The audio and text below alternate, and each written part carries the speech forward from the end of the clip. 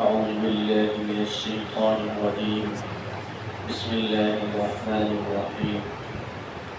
قل أعوذ برب الناس ملك الناس إله الناس من شر الوسواس الخناس الذي يوسوس في صدور الناس من الجنة والناس. قل اعوذ برب الناس، کہہ دیجیے آپ پناہ میں آتا ہوں میں لوگوں کے رب کی. ملک الناس، پناہ میں آتا ہوں میں لوگوں کے بادشاہ کی. الہ الناس، پناہ میں آتا ہوں میں لوگوں کے معبود کی.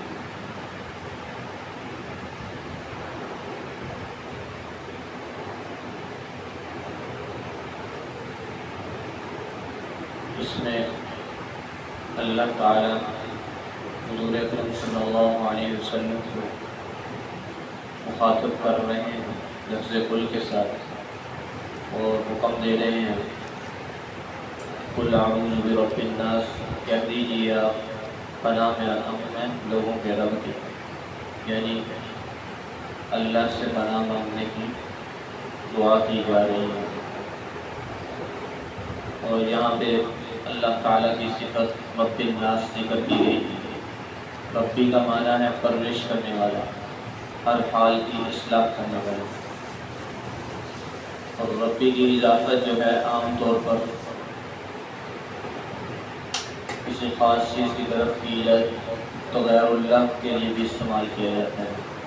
جیسے مثال کے طور پر کہا جاتا ہے رب المال، رب الدار، یعنی مال والا، جس کا مال ہے اس کی ملکیت کو ظاہر کرنے کے لیے کہا جاتا ہے کہ رب المال.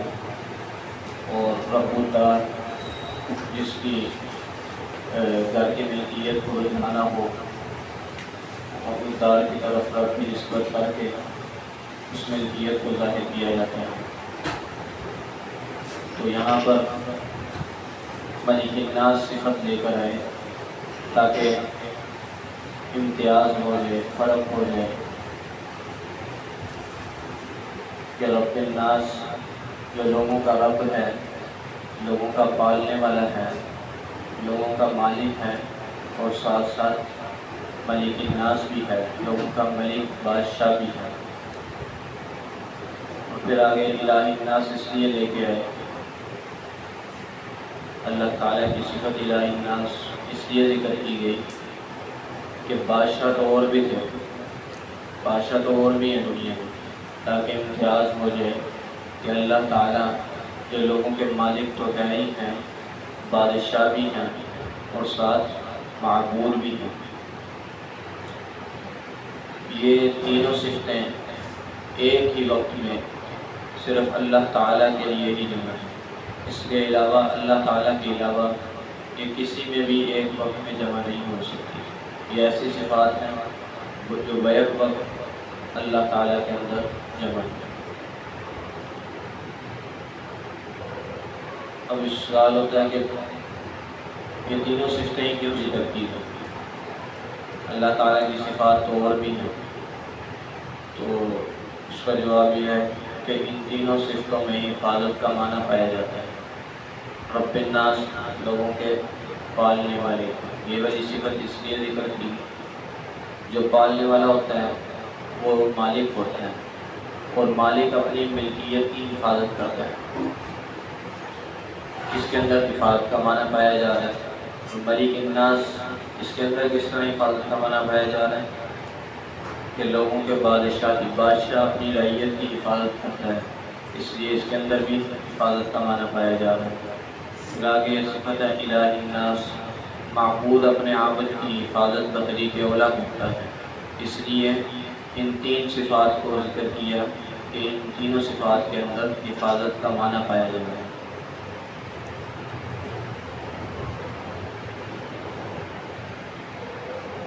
سوال ہوتا ہے کہ رب الناس ایک بار لے آئے، پھر آگے ملک الناس میں لفظ ناس کیوں لے کر آئے؟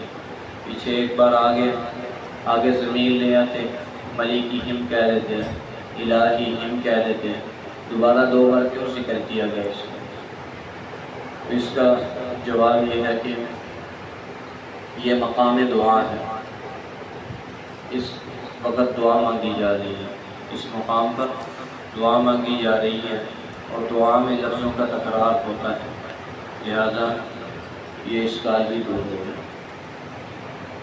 اور بعض حضرات نے یہ جواب دیا ہے کہ سورۃ الناس میں 5 جگہ پر لفظ ناس آیا ہے۔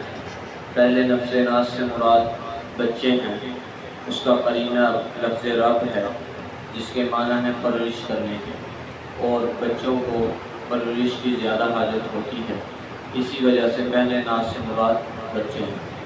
اور ملک الناس دوسرا ناس جو آیا ہے اس سے مراد جوان ہے، اس کا قرینہ لفظ ملک ہے، اور ملک کا معنی ہے سیاست کے، کسی ملک کے نظام کو چلانے کے، اور وہ جوانوں کے زیادہ مناسب ہیں، اس لیے اس لفظ ناس سے مراد جوان ہے۔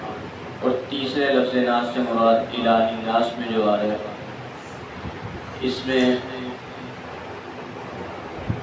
اللہ تعالیٰ اس میں بوڑھے لوگ مراد ہیں، وہ بوڑھے لوگ جو دنیا سے منقطع ہو کر اللہ تعالیٰ کی عبادت میں مشغول ہو گئے، وہ بوڑھے لوگ مراد ہیں۔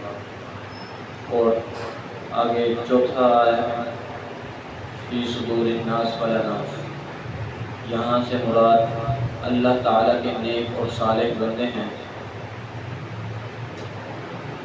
کیونکہ اس کے اندر وسوسے کا ذکر آ رہا ہے پیچھے، اور ان شیطان کا کام ہوتا ہے وسوسے ڈالنا، اور اللہ تعالیٰ کے نیک اور صالح بندوں کا شیطان جو ہے کھلا دشمن ہے، تو اس لیے اللہ تعالیٰ کے نیک اور صالح بندوں کے دلوں میں وسوسے ڈالتے ہیں۔